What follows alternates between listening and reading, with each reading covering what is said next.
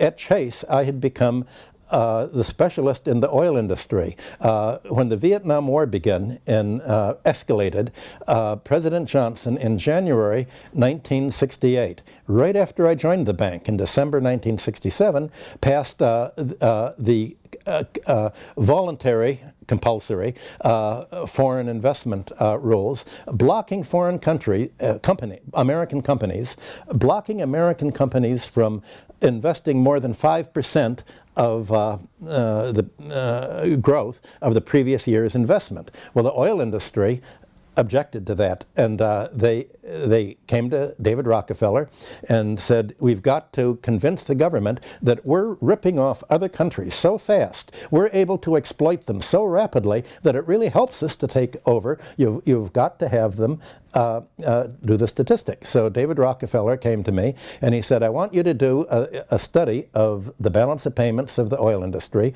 You can ask all the oil companies all the questions you want, fill out the forms, you can design a accounting statistical format, and we'll give you a year to write it all up. And to me, this is wonderful. Oil was the key. Well, it turned out, I found out that the average dollar invested, that actually was invested abroad of oil companies was recaptured by the U.S. economy within 18 months. The payback period was that fast. The report that I did was put on the desk of every senator and every representative in the United States, and I was celebrated for being the economist of the oil industry. Rockefeller said, we don't want to have the oil and gas department do it because they would be thought of as lobbyists, and nobody knows who you are, so we want to know what the real facts are, and if they're what we think they are, we'll publish what you write. If we don't like it, we'll keep it to ourselves, but please do the study. So this was wonderful. This taught me everything about the balance of payments, which, as I said, is a topic that's not taught in any university. So I finished the dissertation, and then I developed a methodology. Most of the balance of payment statistics were changed when they designed the gross national product accounts. And the accounts now treat exports as if you make $1 million worth of grain exports, you actually get $1 million into the economy.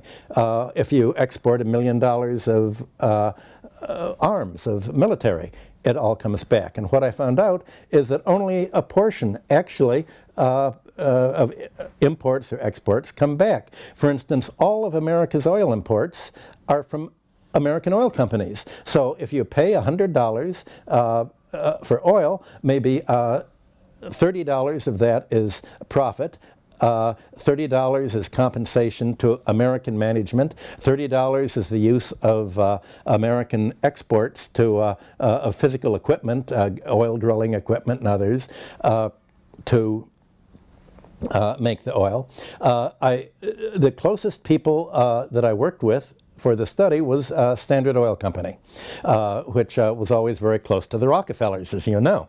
So I went over the statistics and I said, balance of payments, I can't find where Standard Oil makes the profits. Does it make the profits by producing oil at the production end, or does it make it selling it at the gas stations at the retail sales end? And the treasurer of Standard Oil said, I can tell you where we make them. We make them right here in my office. I said, how? He said, I said, what countries do I find this in? He said, I don't find it in Europe, I don't find it in Asia, I don't find it in Latin America or Africa. He said, do you see at the very end there's something called international? And I said, yes, that always confused me. Where is it? I thought all these are international. He said, international means countries that are not really countries. They're Liberia and Panama, countries that only use the U.S. dollar, not their own currency, so that we don't have a currency risk. They're flags of convenience, and they don't have any income tax. So he explained to me that we sell our oil at a very low price from the Near East to Nigeria or to Panama or Lagos or wherever they have the flag of convenience. And then we sell it at a very high price to our refineries in Europe and our refineries in America. And such a high price that they don't make any income. There's no tax to pay. In all of our investment in Europe, there's no tax to pay because we price it so high. And the third world countries, Saudi Arabia, we don't pay them any, we only pay them a royalty. We don't earn an income there because we sell it so low. All of our money is taken in Liberia or Panama and these non-countries. That gave me the clue that